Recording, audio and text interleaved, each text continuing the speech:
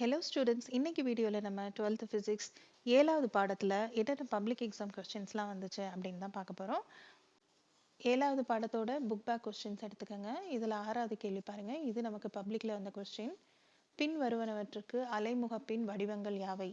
ஈரிலா தொலைவில் மூலம், புள்ளி மூலம், நேரியல் மூலம். இது நமக்கு 2 மார்க்ஸில் கேட்டிருந்தாங்க. அடுத்த கொஸ்டின், இந்த 17வது கொஸ்டின் பாருங்க. ஃப்ரெனல் மற்றும் ஃப்ரான்ஹோஃபர் விளைவுகளுக்கு இடையே வேறுபாடுகள் யாவை? அடுத்து 20வது கொஸ்டின், குறுக்கீட்டு விளைவிற்கும் விளிம்பு விளைவுக்கும் வேறுபாடுகள் யாவை?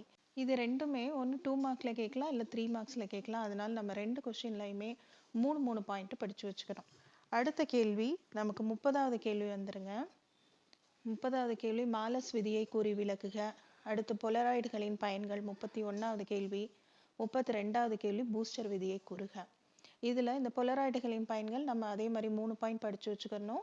இது 2 மார்க்ஸ்லேயும் வரலாம், 3 மார்க்ஸ்லேயும் வரலாம். 35வது கேள்வி, இரட்டை ஒளிவிலகல் என்றால் என்ன? 5 மார்க்ஸ் என்னென்னு பார்ப்போம். 5 மார்க்ஸில் 4வது கேள்வி பாருங்க. யங் இரட்டை பிளவு ஆய்வு அமைப்பை விளக்கி பாதை வேறுபாடு, அடுத்து பட்டை அகலம். இது ரெண்டுமே ஒவ்வொரு தடவை பப்ளிக்கில் கேட்டிருக்காங்க. அதனால 2 கேள்வியுமே படிச்சுக்குவோம்.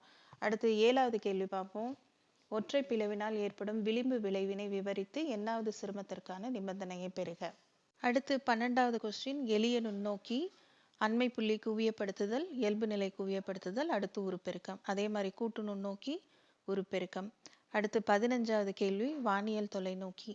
கணக்குகளில் ஃபர்ஸ்ட் எடுத்துக்காட்டு 7.3, 7.12, எடுத்துக்காட்டு 7.17. இது ரொம்ப ஈஸியான கணக்கு. இதை 2 தடவை பப்ளிக்கில் கேட்டிருக்காங்க.